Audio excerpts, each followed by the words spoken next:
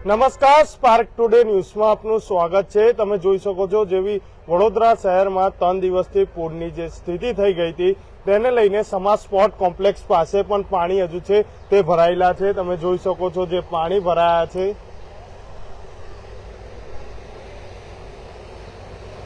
હજુ સુધી જે આ પાણી છે તે ભરાયેલા છે અને જે લોકોની ગાડીઓ પણ બંધ થઈ ગઈ છે તમે જોઈ શકો છો। અને આ જે લોકો છે સમાજ સ્પોર્ટ શું કહેશો જે રીતે તમે પણ પાણીમાં ફસાયા છો? આ તો જો આ કેવી રીતે અચાનક આ પાણીનું કેટલું લેવલ થઈ ગયું છે। આ 3 દિવસથી આવું જ છે બધું। આ પાણી આવે છે જાય છે ઉતરતું નથી અહીંયા આગળ પાણી।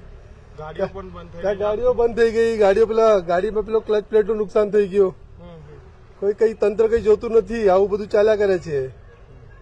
બસ એવું જ છે બધું। તંત્ર કઈ જોતું નથી, ગાડીઓ પણ બગડી જાય છે। આ જે સમાજ સ્પોર્ટ કોમ્પ્લેક્સ તમે જોઈ શકો છો એનું પાણીનું પ્રમાણ પણ આજે પટ્ટી લગાવવામાં 2.5 પોઈન્ટ જેટલું તો પાણી છે જ। 2.5 પોઈન્ટ જેટલું આ જે પાણી છે તે રોડ પર છે અને જે લોકો છે તે તમે જોઈ શકો છો લોકોની ગાડીઓ બંધ પડી ગઈ છે, ગાડીઓ ખરાબ થઈ ગઈ છે। સાથે લોકો જે સોસાયટી ઘણી સોસાયટીઓ આવેલી છે તે પણ લોકો ફસાયા છે, તંત્ર કોઈ ધ્યાન આપતું નથી તેવી પણ એક અપીલ કરવામાં આવી। શું કહેશો જે રીતે તમે પણ ફસાયા છો? એક્ટિવા લઈને કઈ જઈ રહ્યા હતા? શું કરીએ, ચાણક્યપુર જવાનું હતું અમારે। હા, તો શું થયું? પાણી ભરાઈ ગયું છે, એમાં શું કહેવા માંગુ? બોલો, તંત્રને શું અપીલ કરશો આપણે? કામગીરી કેવી લાગી? કામગીરી તો બહુ ખરાબ છે આ વરસાદમાં તો। તંત્રને સ્માર્ટ સિટી કહેવામાં આવે છે। કામગીરી જે છે તે પણ એક સવાલ છે કામગીરી પર તમે જોઈ શકો છો। કાકા શું કહેશો? તમે પણ હેરાન થઈ રહ્યા છો, હજી તો કામ પર પણ નથી ગયા, શું કહેશો? પાણી ભરાયેલા છે તો દર વર્ષે આ જ પ્રોબ્લેમ છે, કોઈ નિરાકાર આવતું નથી આનું। દર વર્ષે આટલા ને આટલા પાણી ભરાયેલા હોય છે, જરાક પણ વરસાદમાં પાણી ભરાઈ જાય છે। શું કોર્પોરેશન તંત્રને શું અપીલ કરશો? કેવી કામગીરી છે? આનો નિકાલ લાવે એ જ કામ વાત કરીશું, બીજું તો શું। સ્માર્ટ સિટી વડોદરાને કહેવામાં લાગે છે સ્માર્ટ સિટી સ્માર્ટ સિટી તો નહીં પણ પાણી નગરી લાગી રહ્યું છે। વડોદરા સ્માર્ટ સિટી નહીં પણ પાણી નગરી લાગી રહ્યું છે તમે જોઈ શકો છો। શું કહેશો ભાઈ, તમે પણ અટવાયા છો? हिंदी में बोलिए ना। क्या बोलोगे? मतलब इधर जो बड़ौदा शहर में पानी कितना है, क्या बोलोगे? हाँ, गटर सिस्टम थोड़ा सुधारना चाहिए इसमें पानी निकालने के लिए। बाकी क्या कर सकते, तो नदी का पानी है जी। નદીનું પાણી છે અને ગટર સિસ્ટમ જે છે તે સુધારવી જોઈએ।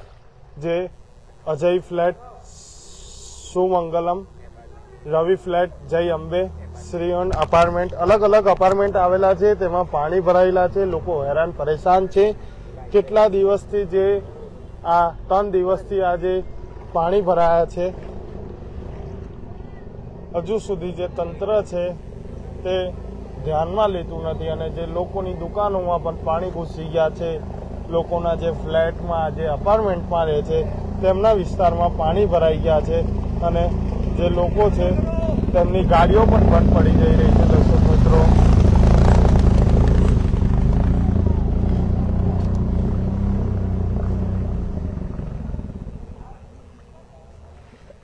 અલગ અલગ વિસ્તારોમાં પાણી તો ઉતરી ગયા છે પરંતુ અમુક વિસ્તારોમાં પાણી પણ છે। વિશ્વામિત્રી જે ના પણ પાણી જે છે તે ઉતરી ગયા છે। તમે જોઈ શકો છો સિનિયર સિટીઝનો આ સમાજ સ્પોર્ટ કોમ્પ્લેક્સ જે જતો માર્ગ છે, આપણે સિનિયર સિટીઝન કાકા છે। કાકા શું કહેશો? દાદા, જે રીતે પાણી ભરાયેલું છે કેવું લાગી રહ્યું છે આપને પણ? अभी तो तकलीफ तो ज्यादा है, लेकिन कल से थोड़ा पानी नीचे उतरा है हमारे साइड पे।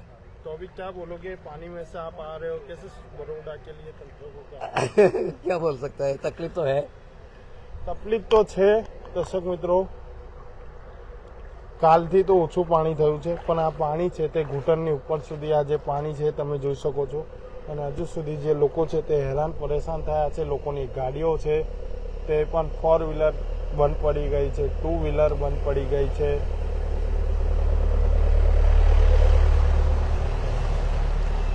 તંત્રને ખાસ કરીને ધ્યાનમાં લેવાની જરૂર છે આ બધી વસ્તુને। આ સમાજ સ્પોર્ટ કોમ્પ્લેક્સ તમે જોઈ શકો છો, સમાજ સ્પોર્ટ કોમ્પ્લેક્સમાં પણ પાણી ઘૂસી ગયા છે। એટલું પાણી આ જે સમાજે માર્ગ છે ત્યાં પાણી છે, લોકોની ગાડીઓ બંધ પડી ગઈ છે, લોકો ફસાયા છે। એટલે તંત્રને ખાસ કરીને આ ધ્યાન રાખવાની જરૂર હતી, પરંતુ ક્યાંક ને ક્યાંક ગટર ના સાફ કરવાથી પાણીની જે કાસ હોય, વરસાદી કાસ હોય, તેને ધ્યાનમાં ના લેતા આ જે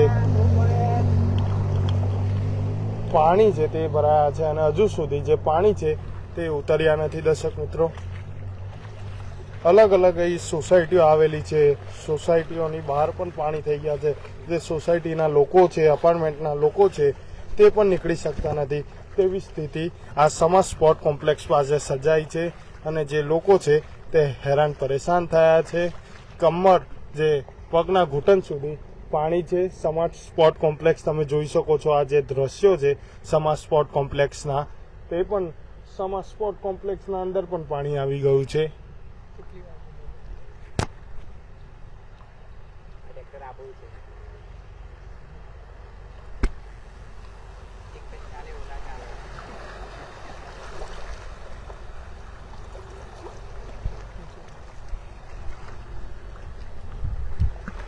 આપણી સાથે એક કાકા બીજા છે, તે પણ પાણીમાંથી આવે. કાકા, શું કહેશો? જે રીતે પાણીમાંથી આપ પણ આવી રહ્યા છો, નજીક આવતો ને, અને ઘૂંટણ સુધી પાણી છે અને અલગ અલગ સોસાયટીઓમાં પાણી છે. આપ ક્યાંથી આ અને જ્યાં પાણી છે, શું કહેશો?